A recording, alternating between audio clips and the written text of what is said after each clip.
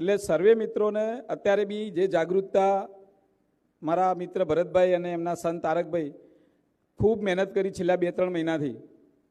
એટલે સતો બી જો આપણે સંખ્યા આટલા મોટા સમાજમાંથી આટલી બધી આવે એટલે લોક જાગૃતતા હજી બહુ જ ઓછી કહેવાય. ઓબીસીના વર્ગીકરણના શું લાભ છે એ કદાચ આપણને તારક સારી રીતે સમજાવશે. હું ફક્ત ને ફક્ત આ સમાજના જે સંગઠન કહેવાય કે આપણી એકતા હોય અને એકતા નહીં હોય તો આપણે ફરીથી આવનાર 10-15 વર્ષની અંદર આ હોશિયામાં જીવશું. તમારા બધાના ધંધા પ્રમાણે કદાચ તમે આ સમાજની દુર્દશા બહુ ઓછી જોઈ હશે, પણ હું અત્યારે બી આ દુર્દશા જોઈ રહ્યો છું. આટલી મોંઘવારીના સમયની અંદર આપણે ઠાકોર દીકરો કે એની વાઈફ એક દીકરાને લઈને આવે છે મારી હોસ્પિટલમાં. અમારું ફી સ્ટ્રક્ચર ઘણું બધું હું ઓછું રાખું છું આપણા સમાજના લીધે. સતો બી એસોસિએશનના દબાણના લીધે ક્યાંક અમારા એસોસિએશનમાં મન દુઃખ થાય. અત્યારે તો હું એસોસિએશનમાં જવાનું બંધ કરી દીધું છે, કારણ કે ફી ઓછી રાખતો તો એટલે બધા દબાણ કરતા તમે કેમ આટલી ઓછી રાખો. પણ આપણા સમાજની દુર્દશા એવી છે કે આ જમાનાની અંદર 400-500 રૂપિયા ઉસીના લઈ અને એના બાળકને દવા કરાવવા આવે છે. 250 રૂપિયા અમારી ફી છે, જે નોર્મલી પાલનપુરની અંદર 500-600 થી 300 રૂપિયા હોય છે. 50-100 રૂપિયા હું ઓછા રાખું, 250 તો કદાચ આ 1 જાન્યુઆરીથી કર્યા. હવે 500 રૂપિયાની અંદર આપણા સમાજના જે લોકો છે એમને એ ખબર નથી પડતી કે 500 રૂપિયાની અંદર પાલનપુર જઈએ તો જઈને ભાડું આવતા પાછા આવીએ તો ભાડામાં જ પતી જાય. એટલે આ દશા જો સુધારવી હોય, અને આ તો હું મારું ઉદાહરણ આપું છું ડૉક્ટર તરીકેનું. ઘણા બિઝનેસમેનો હશે, ઘણા કોઈ ફર્નિચરની દુકાન લઈને બેઠા હશે, સોનાની દુકાન લઈને બેઠા હશે, વાસણની દુકાન લઈને બેઠા હશે, કરિયાણાનું લઈને બેઠા હશે. એ જગ્યાએ આપણો સમાજ જ્યારે તમારી જોડે લેવા આવે છે ત્યારે સાચી દશા આપણા સમાજની શું છે ને એ ખ્યાલ આવે છે. અને દરેકના અનુભવ થયો હશે. હોટલના ધંધાવાળાને ખબર હશે, હજી સુધી આપણા સમાજના 70% લોકો એવી દશામાં જીવે છે કે જેમને આવનાર મહિના પછી બાળકને બીમારી આવે કે ખાવા પીવાનો ખર્ચો કેવી રીતે નીકાળશો એ જ સમજણ નથી. એમને ઓબીસી વર્ગીકરણ શું છે અડધાને ખબર નહીં. મને પૂછે કે આ શું છે સાહેબ નવું? એક ન કહેવાય પણ એક સારા વ્યક્તિએ લખ્યું કે ભરતસિંહ તો આ જાતિના છે ને આ જાતિના છે ને આજે હું એને ખખડાઈને જ આવ્યો માણસને. તો મેં કીધું ભાઈ તારા ભરતસિંહ કોણ છે કે તારકભાઈ કોણ છે એનાથી શું લેવા દેવા છે? આ મુદ્દાથી તારા સમાજને કેટલો બેનિફિટ થાય છે એ વિચાર કર ને તું. મને કે આ બધા રાજકીય લાભ લઈ લે, ના લઈ લે. મેં કીધું તું એ રહી જતો હોય તું એ લઈ જા ભાઈ, તને કોણે ના બોધી રાખ્યો છે? પણ કોઈક સારી વસ્તુ કરતા હોય ત્યારે એમને સપોર્ટ કરવાની બદલીમાં આપણા સમાજના લોકો જે ટાંટિયા ખેંચ કરે છે એ લોકો જો આગળ આ રીતે આપણને નડતા રહેશે તો આ સમાજને ક્યાંય બેનિફિટ નથી થવાનું. મારી દીકરીને હું આજે સાથે લઈને આવ્યો છું. એમ કે શાહ મેડિકલ કોલેજમાં ભણે છે, 2જા વર્ષમાં છે. એનું એડમિશન લીધું. આ ઓબીસી વર્ગીકરણનો શું લાભ છે એ તમને સમજાવું. ઈડબ્લ્યુએસ હાર્દિક પટેલ કે ગમે તે કરીને 10% ઈડબ્લ્યુએસ લાયા. હાલ ઓબીસી એમ કે શાહ મેડિકલ કોલેજમાં મારી દીકરી, તો હું ડૉક્ટર છું એટલે મને તો જનરલનો લાભ મળે. આ તો હું તમારા આગળ ખોટો જ આવું છું, મને તો કંઈ લાભ બી નહીં થવાનો આમાં ઓબીસીનો. પણ એની સાથે જે સહાધ્યાયો છે એ ઈડબ્લ્યુએસ વાળાના માર્ક્સ છે 470, ઓબીસી વાળાના છે 520.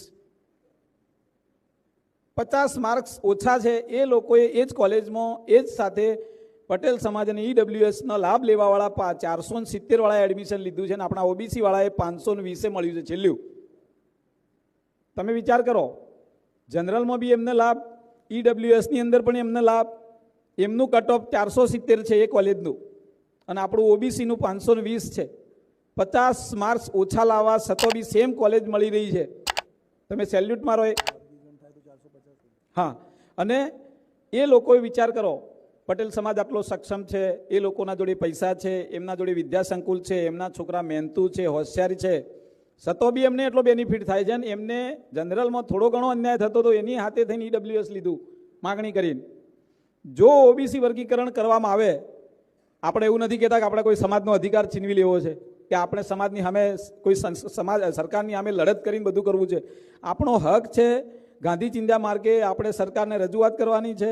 સરકાર જોડે જઈ અને આપણા સમાજની જે દુર્દશા છે એની ડિસ્કશન કરવાનું છે અને એમને લાઈવ બતાવવાનું કે ભાઈ જુઓ સાહેબ, આ અમારી સમાજની દશા છે. 1950 પછી બી, આટલા વર્ષો પછીથી અમારો સમાજ આ દશામાં જીવી રહ્યો છે અને આપણો હક છે.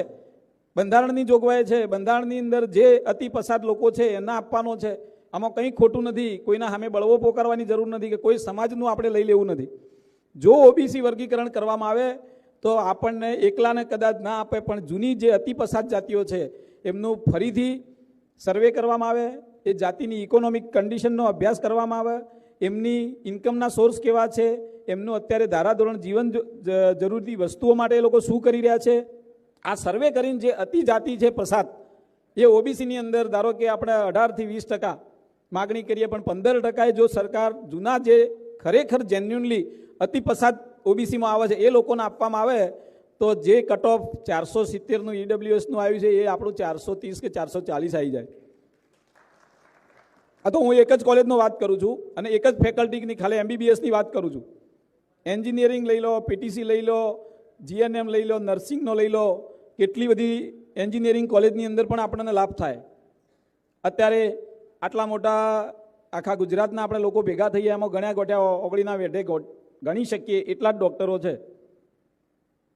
એ જ ઓબીસીનો લાભ લઈ અને ઓબીસીની અંદર પાલનપુરની અંદર કે બનાસકાંઠાની અંદર વાત કરીએ તો એક પર્ટિક્યુલર સમાજના દર મહિને 5 ડૉક્ટરો આવે. કેટલા?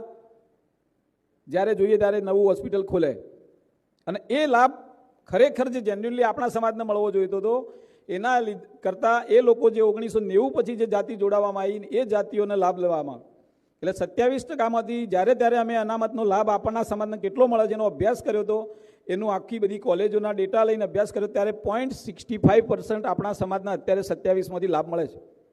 આ ગયા વર્ષના ડેટા છે. એટલે તમે વિચાર કરો કે આપણે જ્યાં ત્યાં કે એ તો ઓબીસી વાળાનીઓને લાભ મળે, નીઓ ના મળે, હોભળવાનું બધી જગ્યાએ થાય, પણ જનરલ જેટલોય લાભ નથી મળતો આપણને. 0.65% તો કદાચ બીજી જે સુવર્ણક જાતિઓ છે, જૈનો છે, એ લોકોને આપણા કરતો 5% લાભ લેતા હશે વિધાઉટ કોઈ લાભ વગર.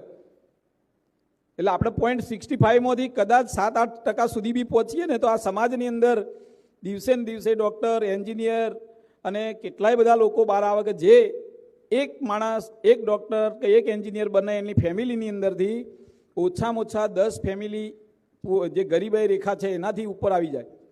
તમને ઉદાહરણ આલું, હાલ જે મારી એજ્યુકેશન ચેન મેં 2008-9માં જ્યારે હોસ્પિટલ બનાવ્યા પછી મેં બનાવી હતી અને એજ્યુકેશન ચેનનો અત્રે જગદીશભાઈ ચુડાસમા તેમજ જ્યોતિબેન રાઠોડ ઉપસ્થિત છે. તેમનું ઓબીસી વર્ગીકરણ સમિતિ ગુજરાત વતી હાર્દિક સ્વાગત છે.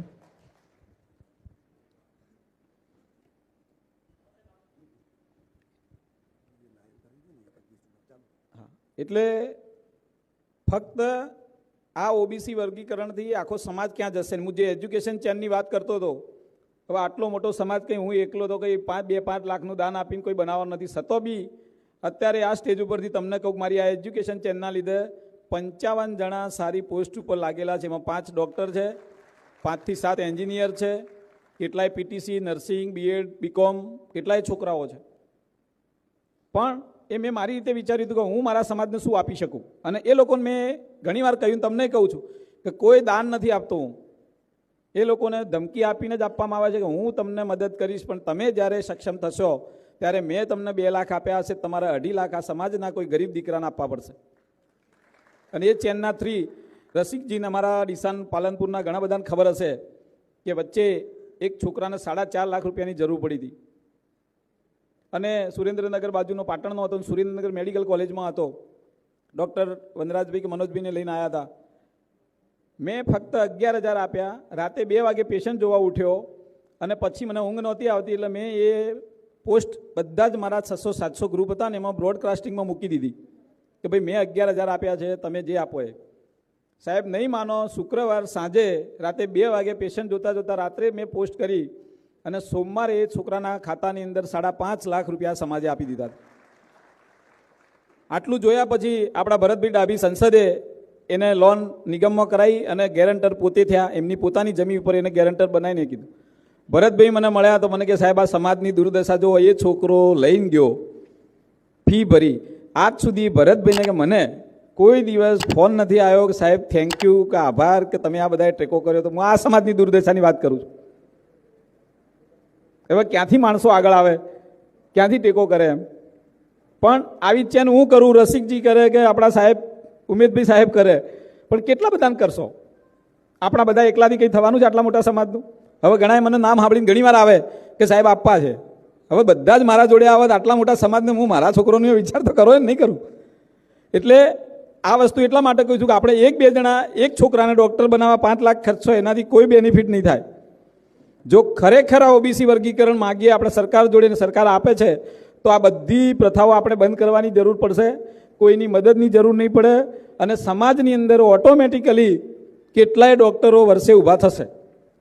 તમે ફક્ત ને ફક્ત 2600 મેડિકલ સીટો અત્યારે કદાચ થઈ છે, 2% ગણી લો. 52 ડૉક્ટર, ખાલી 2% લાભ મળે ને તો એ દર વર્ષે 52 MBBSમાં ઠાકોર સમાજમાં જાય. ફક્ત 2%ની વાત કરું છું. 27માંથી 15 નથી કહેતો, 14 પણ નથી કહેતો, 5% નથી કહેતો. તો વિચાર કરો કે આખા ગુજરાતમાંથી દર વર્ષે 52 ડૉક્ટર પેદા થાય તો એન્જિનિયરિંગ કેટલા પેદા થાય? પણ ક્યાંક ને ક્યાંક આપણા સમાજની જે એકતાની વાત કરવાનો છું, એ એકતા આપણી એવી છે કે બધી જ જગ્યાએ પોલિટિક્સ આવી જાય છે. ઓબીસી વર્ગીકરણ ભરતભાઈએ લીધું તો ના, હવે ભરતભાઈ મોટા થઈ જશે, તારકભાઈ નેતા થઈ જશે, અને જગદીશભાઈ રહી જશે, અને રાજુભાઈ રહી જશે, અને ઉમેદજી સાહેબ રહી જશે. એ માનસિકતા નહીં દૂર થાય તો આ સમાજની આવનાર 10 વર્ષની અંદર એટલી ખરાબ દુર્દશા છે કે આપણા બાળકો કદાચ, હું એવું ન માનું, ભગવાન એવું ના કરે, પણ કટોરા લેવાનો વારો આવી જશે. આટલી મોંઘવારીમાં કઈ રીતે પૂરું થશે? મને ઘણાએ કીધું કે સાહેબ તમે જનરલમાં એડમિશન લો છો, છોકરીનું તો શું કરો ઓબીસી વર્ગીકરણમાં જાઓ છો? મેં કીધું હું એટલો સેલ્ફિશ નથી, મને લાભ નથી મળવાનો, મારા દીકરા દીકરીને લાભ નથી મળવાનો, પણ મારા સમાજને તો મળવાનો છે. હું જનરલમાં આવું છું, હું કદાચ એકવાર ઓબીસીનો લાભ લઈને ડૉક્ટર થઈ ગયો અને મારું ફેમિલી અદ્ધર આવી ગયું, બરોબર છે, પણ મારા આવા કેટલા બધા સમાજના લોકો છે કે જેમની દશા હજી બહુ જ ખરાબ છે. એટલે દરવે જે અહીંયા સર્વે જે માણસો આવ્યા છે, આપણા સમાજના દરવે આગેવાનોને હું ખૂબ નમ્ર અપીલ કરું છું કે આવા બધા કામની અંદર જ્યાં સમાજનો બહોળા પ્રમાણમાં ફાયદો થવાનો હોય ત્યાં તમારો અંગત સ્વાર્થ, તમારો અંગત પોલિટિકલ એજન્ડા, તમારો અંગત જે પણ બિઝનેસનો લાભ હોય કે બિઝનેસનું પેલું હોય એ છોડી અને આની અંદર તમે જોડાય અને આપણા સમાજના 10-15 માણસો જોડી અને સરકાર જોડે માગણી કરીને આપણે ગમે તે કરીને આ માગ પૂરી કરવી જોઈએ, તો આ સમાજ આગળ આવશે. મને ઘણા એવું કીધું તમે ડૉક્ટર છો ને ડૉક્ટર કેમ બનાવો છો? મેં કીધું હું જે ઘરમાં જન્મ લીધો છે ને તારા જેવા વિચારવાળો માણસના ઘરમાં જન્મ નથી લીધો એટલે હું ડૉક્ટર બનાવું છું. મને કે આ તો આગળ થઈને મોટા થશે ને ડૉક્ટર બનશે, તમને જ નડશે. બોલો હવે આને ક્યાંથી પહોંચી વળવાના તમે? કે તમે તો તમારી હરીફાઈ ઊભી કરો છો. પણ મેં કીધું જો ભાઈ બીજા સમાજનો મારી સામે હરીફાઈ કરે છે અને હું એને ફાઇટ આપી શકું છું બનાસકાંઠાની અંદર, તો મારા સમાજનો દીકરો બાળકોનો ડૉક્ટર થઈને આવશે ને એના સામે મારા ફાઇટ હાલવાની થશે તો મને ગર્વ થશે. હું હાલ એવું થાય કે હું એકલો છું એટલે ચાલુ છું હોસ્પિટલમાં, કોઈક આવશે ને પછી મારી હોસ્પિટલ હું ચલાવીશ તો મને બી ખબર પડશે ને કે મારી ઓકાત કેટલી છે. બીજા સમાજના લોકો જોડે હું કોમ્પિટિશન કરું છું ધંધાની અંદર કે કમાણીની અંદર કે બાળકોની હોસ્પિટલ ચલાવવામાં, તો એવો ને એવો હું મારા સમાજના લોકોના સામે કેમ હરીફાઈ ના કરું? એટલે આ જે અંગત સ્વાર્થો છે એ દરેક માણસ છોડી દે. આની અંદર 10-10 જણાને ઘરે જઈને જોડે. જે લોકોનો ઓબીસી વર્ગીકરણથી શું શું ફાયદા થાય છે એ તારક આપણને મારા કરતો એને બહુ અભ્યાસ ઊંડો કરેલો છે. આની અંદર કેટલા ફાયદા થશે, કેટલા પ્રમાણમાં થશે, કઈ ગવર્મેન્ટ હરિયાણા અને ક્યાંક બીજા ગુજરાત સિવાયના ઘણા રાજ્યોની અંદર ઓબીસીની અંદર 2 ભાગ પાડેલા છે. એટલે બંધારણમાં પણ જોગવાઈ છે અને આપેલું છે સરકારોએ. એટલે આપણને આ સરકાર હાલવામાં ટેકનિકલ કે કોઈ એવો ઇસ્યુ આવે એવો નથી કે ભાઈ ના આપી શકે. ભલે આપણને 3-4 ભાગમાં પાડી દે, અતિ પછાત, પછાત અને ઉપર ના જાય, 3 ભાગ કરે કે 2 ભાગ કરે, ઓબીસી વર્ગીકરણના સરકારને જે યોગ્ય લાગે એટલા ભાગ કરે. પણ એમાં ક્યાંક ને ક્યાંક આપણા સમાજનો કંઈ નહીં તો ડબલ 50% ફાયદો વધશે તો એ ઘણો ફાયદો છે. એટલે સર્વેને હું નમ્ર અપીલ કરું છું. મને જે અહીંયા બોલવાનો મોકો આપ્યો ભરતભાઈ અને તારકભાઈએ બહુ ફોર્સ કર્યો કે સાહેબ આવવું પડશે, મારે બહાર જવાનું હોવા છતાંય હું બધું કેન્સલ મારી ટૂર કરી અને અહીંયા આવ્યો. અને જેટલા લોકો જે આવ્યા છે એ કદાચ અહીંયાથી 10-10 જણના ઘરે જઈ, જે લોકોને અડધાને ખબર જ નથી, અડધાને નોલેજ જ નથી, જે સિટીમાં છે અમુક પોલિટિકલ એજન્ડાવાળા છે, એમને પોતાના એજન્ડા લઈને ફરે છે એટલે એમને ખબર છે છતાંય આમાં નથી પડતા. અને કેટલાને જે ગામડાના લોકો છે એ આનાથી શું બેનિફિટ થાય એમને આ વસ્તુ હજી સુધી તારકે ઘણી બધી મહેનત કરી અને સોશિયલ મીડિયાથી ગામડાના નીચેના માણસ સુધી પહોંચવાનો ટ્રાય કર્યો, પણ હજી સુધી એમનો ફંડા ક્લિયર થયો નથી કે આનો પાયો શું છે, આના ફાયદા શું છે. એટલે દરેક માણસ આજે ઘરે જઈ અને એટલીસ્ટ જે સ્વાધ્યાયની પ્રવૃત્તિ કરતા હતા ને દાદા સાહેબ આઠવલે સાહેબે, એ ટાઈપની પ્રવૃત્તિ ઘેર જઈને કોઈના ઘરે જઈને બેસી અને 10